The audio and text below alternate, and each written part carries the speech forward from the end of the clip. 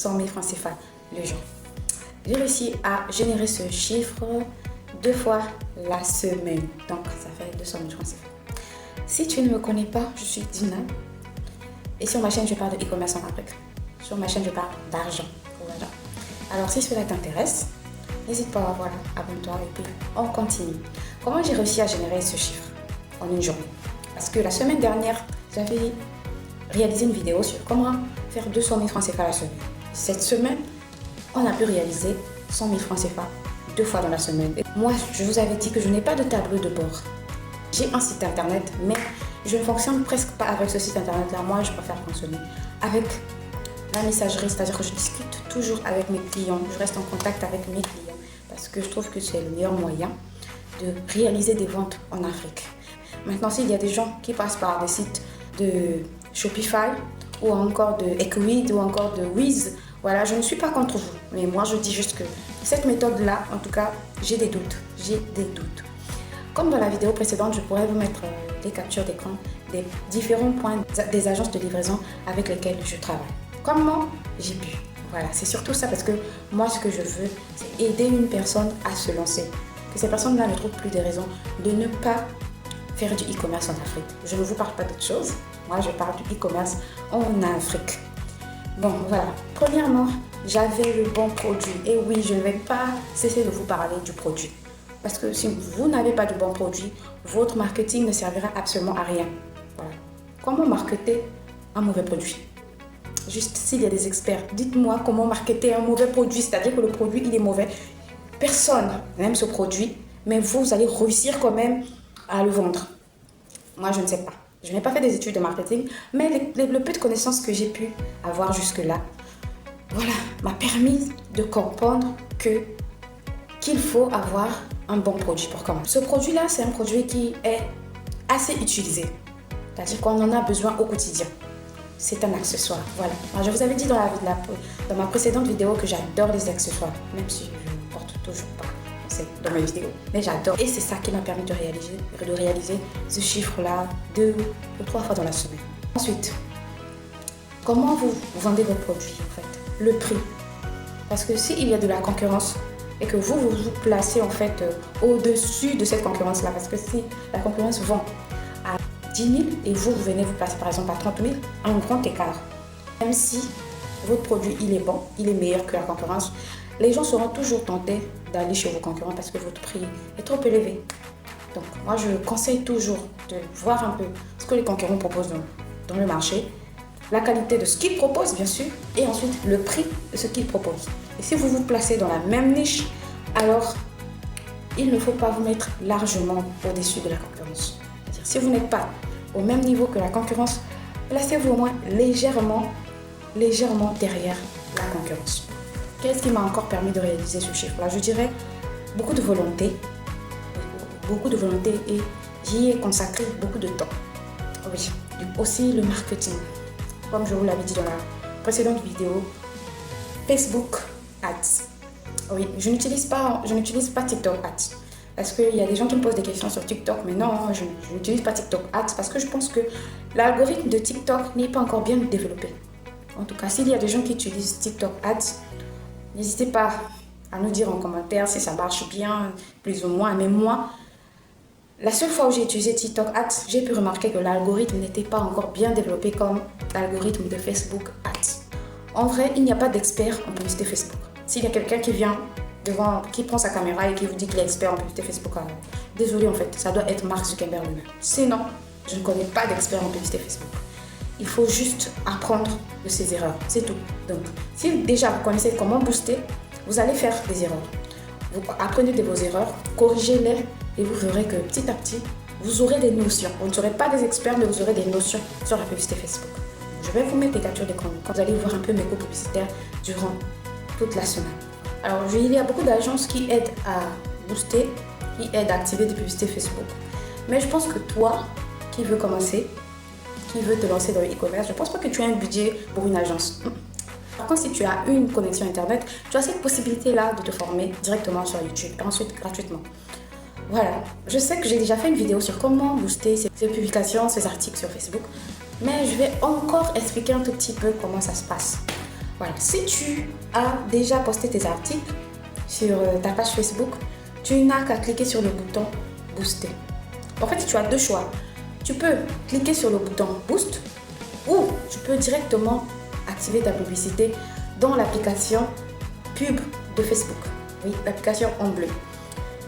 Maintenant, à toi de faire la différence. Parce que moi, je ne vais pas te dire qu'il y a des résultats. Les résultats diffèrent lorsqu'on booste sur la page ou lorsqu'on booste directement dans l'application. Moi, en tout cas, je ne peux pas te dire ça. Il te faut faire la différence toi-même. J'ai déjà essayé les deux méthodes et j'ai trouvé que les deux méthodes fonctionnent. Tout comme il y a des fois où j'ai essayé les deux méthodes et ça n'a pas marché. J'ai perdu beaucoup d'argent. Hein. Beaucoup d'argent. Donc, je partage vraiment mon expérience. Je ne te parle pas de quelque chose que j'ai vu ou j'ai entendu, non. Et c'est vraiment mon expérience. Donc, tu vas dans ta publication, si tu as posté des articles, tu cliques sur le bouton Boost. Tu cliques sur le bouton Boost et Facebook va te proposer, voilà, différents choix. Tu arrives sur les objectifs. Alors, les objectifs, qu'est-ce que tu veux? C'est simple. Facebook te pose la question, qu'est-ce que tu veux? Est-ce que tu veux que Facebook choisisse ce qui est bon pour tes articles? C'est-à-dire que si il faut que tes clients te contactent, s'il faut que les clients t'appellent, si tu ne sais pas, tu laisses Facebook faire. Mais moi, je te déconseille de laisser Facebook faire. Il faut toujours avoir 5 choix. Alors, tu as 3 choix. Soit tu laisses Facebook faire, tu as recevoir plus de messages, tu as aussi obtenir plus d'interactions. Et sous d'autres cas, tu peux avoir la visite sur ton site internet. Si tu as un site internet, Facebook va te dire Facebook va te demander est-ce que tu veux que tes clients puissent visiter ton site. Alors moi, je te conseillerais de choisir recevoir plus de messages. En tout cas, pour ceux qui font du e-commerce en Afrique, je vous conseille de cliquer sur recevoir plus de messages. Pourquoi? Je l'avais expliqué dans ma précédente vidéo parce que les sites internet pour moi ne sont pas encore adaptés à l'Afrique. Je préfère utiliser la méthode archaïque, discuter avec mon client, le convaincre. Parce que si je l'envoie sur mon site internet, je ne sais pas s'il va vraiment passer à l'action. Pour ceux qui ont des sites Shopify, dites-nous en commentaire. Comment ça se passe? Je vois les vidéos, certes, mais dans ces vidéos-là, j'ai l'impression qu'on nous cache quelque chose. Excusez-moi. Donc, moi, je choisirais recevoir plus de messages. Par la suite, si tu cliques sur recevoir plus de messages, Facebook va te demander quelle est l'application de messagerie que tu veux utiliser. Où est-ce que tu veux rediriger tes clients? Alors, c'est simple. Si tu as boosté sur ta page Facebook, il y a Messenger. Si tu as un compte Instagram pour ta page relié à ta page Facebook, tu as Instagram. Si tu as un compte WhatsApp, tu as aussi WhatsApp Business, c'est-à-dire rediriger tes clients vers ton WhatsApp Business. Tu as donc la possibilité de cocher les 3 applications de messagerie. Mais si tu n'as pas Instagram, alors ta publicité va quand même passer sur Instagram. Mais lorsque tes clients vont te contacter, ils tomberont peut-être sur ton WhatsApp, c'est-à-dire qu'ils seront redirigés vers WhatsApp. Alors, ensuite, tu as la messagerie, c'est-à-dire le message de bienvenue. C'est là où tout se joue. Parce que moi, je n'aime pas laisser la messagerie automatique de Facebook là où les gens disent quel article avez-vous en stock, quelle pointure, quelle taille. Non, moi, je n'aime pas laisser ça en fait. Il ne faut pas laisser Facebook parfois décider pour vous. Vous êtes là juste vous cochez. Non. Il faut savoir comment paramétrer. Quand on vous demande ce que vous vendez, par exemple, vous pouvez demander à la personne quel article souhaitez-vous commander. Donc, vous allez dans la messagerie, vous reconfigurez le message de bienvenue. Vous dites par exemple que désirez-vous commander, quel est votre choix, et la personne peut répondre dans le questionnaire. Vous configurez aussi le questionnaire. Par exemple, vous dites je veux commander une paire de chaussures, je veux commander une paire de sandales. Là, c'est beaucoup plus facile de commencer une conversation avec un client avec un message configuré au préalable. Ne laissez pas Facebook configurer vos messages de bienvenue.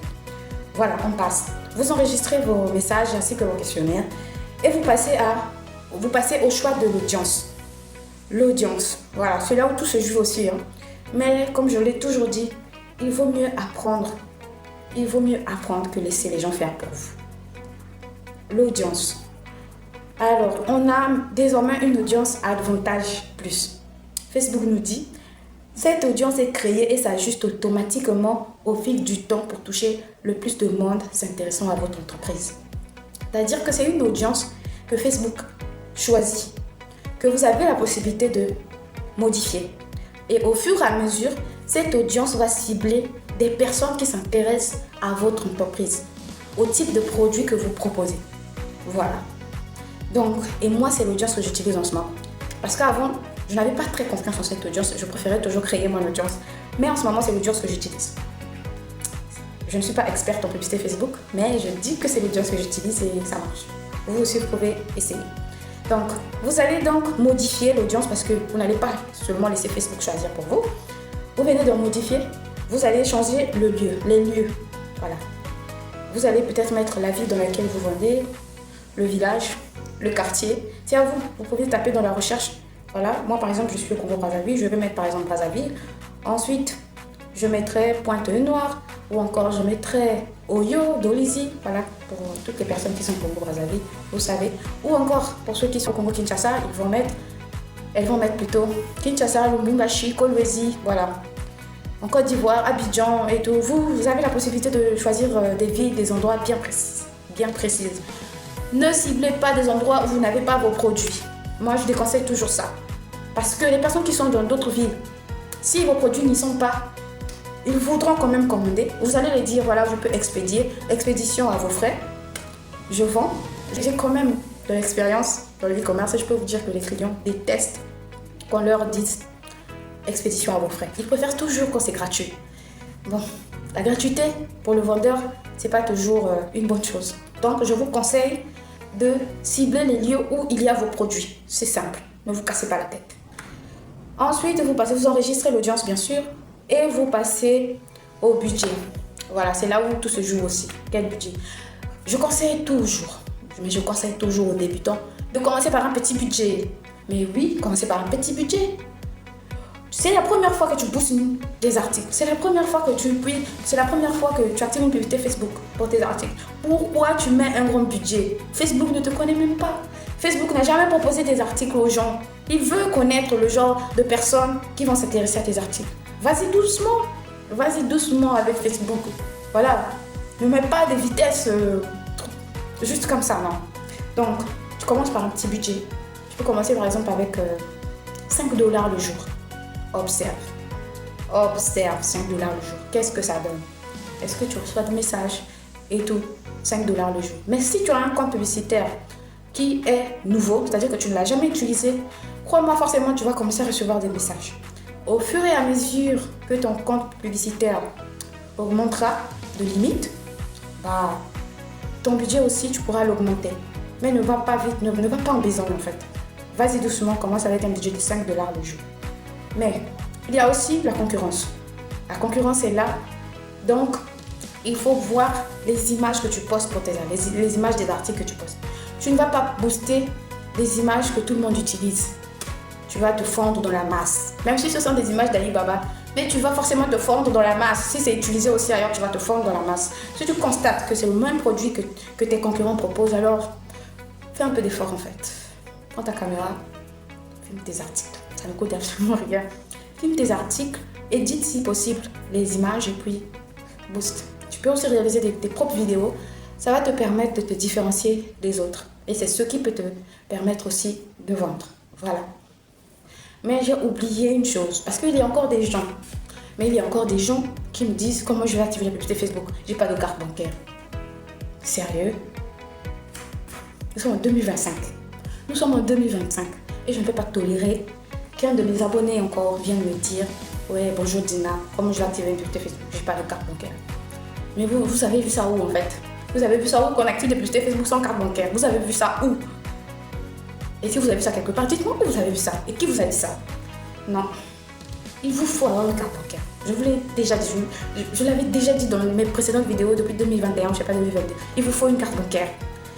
Même si ce n'est pas une carte bancaire reliée à un compte, mais au moins une carte prépayée, une carte virtuelle, une Mastercard, voilà. Même si ce n'est pas relié. On a maintenant tellement de moyens, on a le choix maintenant. On n'est plus dans les années 1900, pas du tout. Vous avez le choix, vous pouvez recharger de l'argent dans une carte et cet argent ne sera uniquement que pour votre publicité Facebook. C'est simple, vous n'avez pas besoin de relier cette carte-là à un compte bancaire. Non, il y a UBA qui est là, il y a, voilà. Et bon, bref, je ne veux pas citer et tout, faire de la publicité gratuite, mais voilà, comme c'est pour vous aider, il y a UBA qui est là, il y a des cartes virtuelles. Mais des cartes virtuelles quoi. rechargeable grâce à Airtel Money, MTN Money, Orange Money, tout ce que vous voulez en fait, monnaie. Il y a Monix que j'utilise en ce moment et je peux dire que ça marche et je ne parlerai que de Monix. Par contre, d'autres cartes virtuelles que j'ai déjà eu à tester, je ne vais pas leur faire une mauvaise publicité, mais si je ne parle pas d'elles dans cette vidéo, alors je vous déconseille. Je n'ai parlé que de Monix. Donc si vous pouvez télécharger Monix, essayez. Mais le reste, voilà, dans la poubelle, le reste dans la poubelle. Vous pouvez tester Monix. Et si vous avez aussi des gens qui ont déjà testé d'autres cartes virtuelles, vous pouvez essayer. Voilà, ça peut vous permettre d'activer vos comptes, de booster vos publicités Facebook. Il y a des gens qui me posent des questions sur comment je me ressource. Je ne vous cache pas. Je ne vous cache pas parce que je fais des vidéos principalement pour des non-connaisseurs, pour des gens qui veulent se former, qui veulent faire du e-commerce. Moi, j'ai toujours dit que je me ressource principalement en Chine. Voilà, en Chine. Donc, je passe par la marketplace que vous tous connaissez, Alibaba. Moi, je passe par Alibaba. J'achète mes produits en gros sur Alibaba. Et je vois des gens qui font des formations sur comment commander sur Alibaba. Et tout, voilà. Je ne suis pas contre eux, en tout cas, il faut se former. Par contre, j'aimerais vous dire que ce n'est pas du tout difficile. C'est pas difficile de commander sur Alibaba. J'ai déjà fait des vidéos là-dessus, voilà. Vous pouvez juste parcourir, vous allez voir, j'ai réalisé au moins 2 ou 3 vidéos sur Alibaba. J'ai expliqué comment ça se passe. Pour commander sur Alibaba, vous avez juste besoin de l'application Alibaba. Ensuite, d'un compte, ça peut être un compte, votre compte mail ou encore votre compte Facebook. Vous vous connectez sur Alibaba à travers soit le compte mail ou encore le compte Gmail ou encore votre compte Facebook. Voilà, c'est fait. Ensuite, vous allez défiler et voir les produits un peu. Ce qui vous intéresse, le produit que vous pensez être gagnant, vous pouvez acheter. Et avant d'acheter, il faut discuter avec le fournisseur. Et comme je sais qu'il n'y a pas beaucoup de gens qui parlent chinois, donc il faut un traducteur. Et Alibaba, comme c'est une marketplace cosmopolite, donc ils ont intégré un traducteur. Il y a bien un traducteur sur Alibaba qui vous permet de discuter avec les fournisseurs. Vous pouvez même discuter les prix. Ce que vous allez faire, c'est juste envoyer l'adresse de votre agent de transit. Le fournisseur, il reçoit, il vous crée la commande, vous commandez, vos produits arrivent chez l'agent de transit. C'est lui qui va s'occuper de réexpédier dans votre pays d'origine. Et voilà, c'est tout. Maintenant, comment trouver un agent de transit? Alors là aussi, de nos jours en tout cas, c'est devenu assez facile. Assez facile. Il y a certes des arnaqueurs, mais c'est devenu assez facile. Je t'explique c'est quoi ma méthode parce que je ne vais pas te partager gratuitement mes agents de transit, mais je t'explique quand même une méthode qui va te permettre de trouver des agents de transit. Ton Facebook, voilà, ton Facebook. Tu tapes le pays dans lequel tu es, voilà, agent de transit, Congo-Brazzaville, agent de transit Congo-Kinshasa, agent de transit Côte d'Ivoire, agent de transit Cameroun, tout ce que tu veux, bah, là où tu vis en tout cas. Tu vas voir que Facebook va te sortir des résultats.